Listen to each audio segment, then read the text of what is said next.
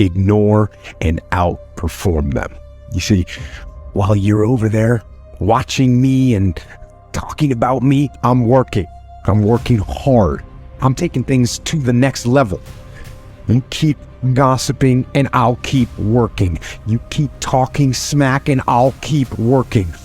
You keep focusing on everything and everyone else and I'll keep working.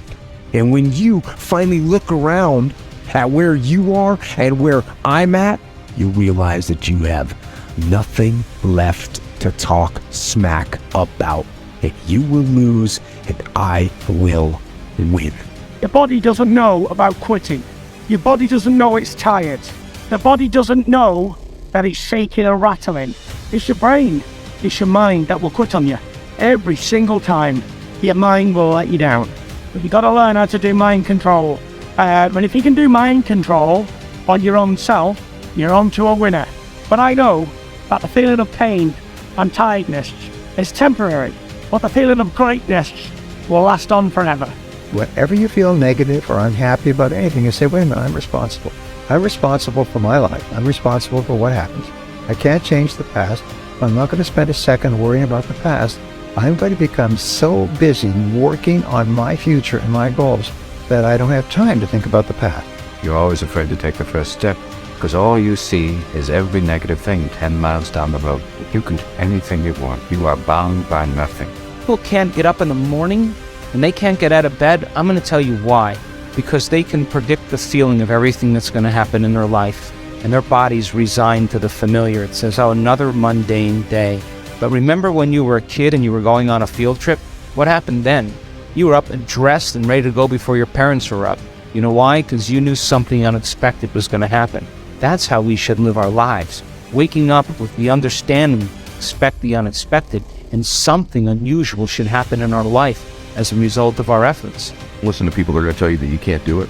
Don't listen to haters. Don't listen to naysayers. Don't listen to people that give you advice that tell you to slow down or you shouldn't do it or you can't do it or time's not right or any of those other things. Those are dream stealers. They were sent to you to see if you'll overcome them. They were sent to you to test your resiliency. And if you can overcome that, if you just discard all of that stuff and you get clear on those other things, you've got a really good chance of doing something great with your life. And just remember what you were put here to do. You're not a mistake. You're not here by an accident. You were born to do something great with your life. You were born to make a difference with your life. This is a fact. If you do these 5 things, you will win with money 100% of the time. Number 1, you need to have a written plan, a budget. No one accidentally wins. Second thing is you got to get out of debt. Your most powerful wealth building tool is your income. And when you spend your whole freaking life giving your money to banks who fill up the skyline and have furniture nicer than yours, that makes you stupid.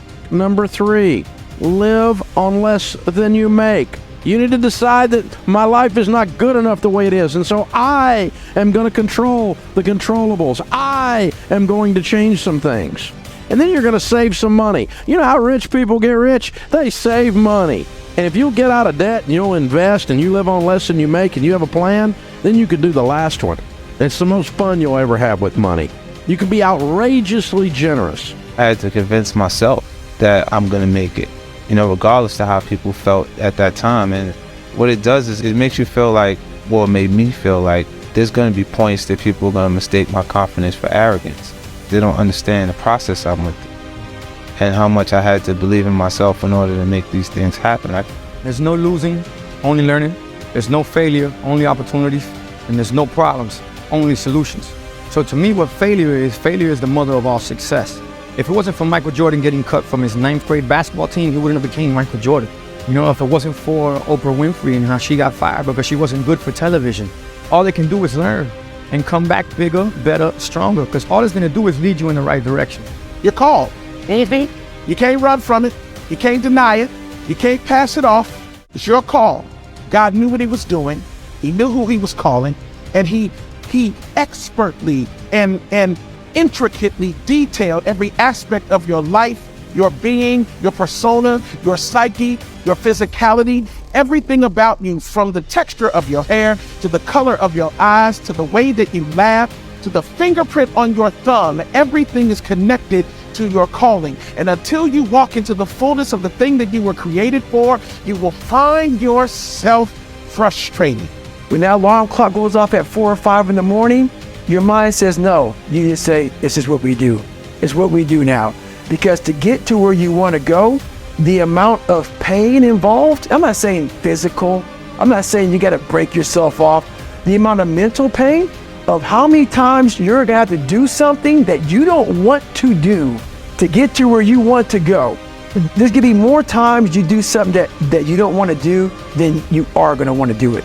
The best way to prove your value is to work, is to learn, is to absorb, is to be a sponge.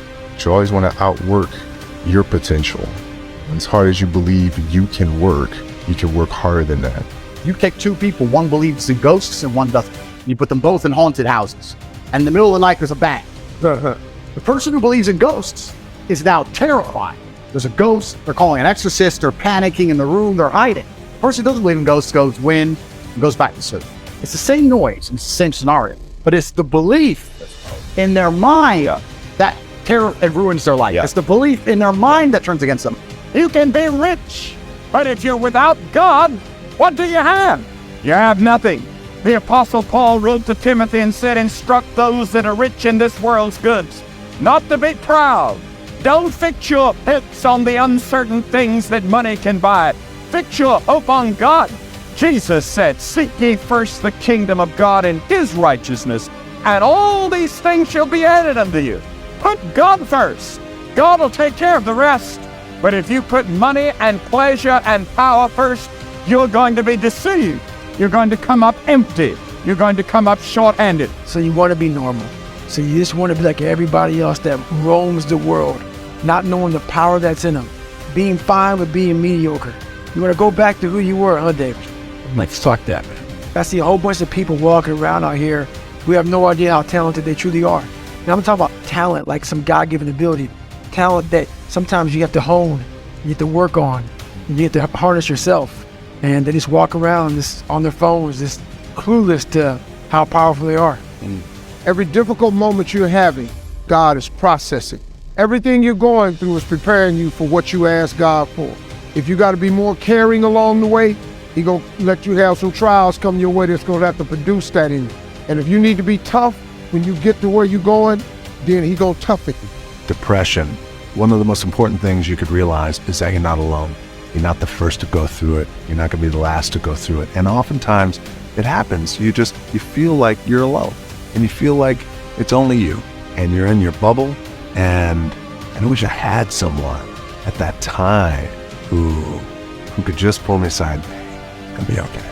It'll be okay. But I wish I knew that. Just got to remember, hold on to that fundamental quality of faith. Working hard for something we don't care about is called stress. Working hard for something we love is called joy. If you continue to be a dickhead, God will remind you you're a dickhead. So God just broke your heart on purpose to show you that the way you're living your life and the man you are simply are not good enough. What have you changed since? Nothing.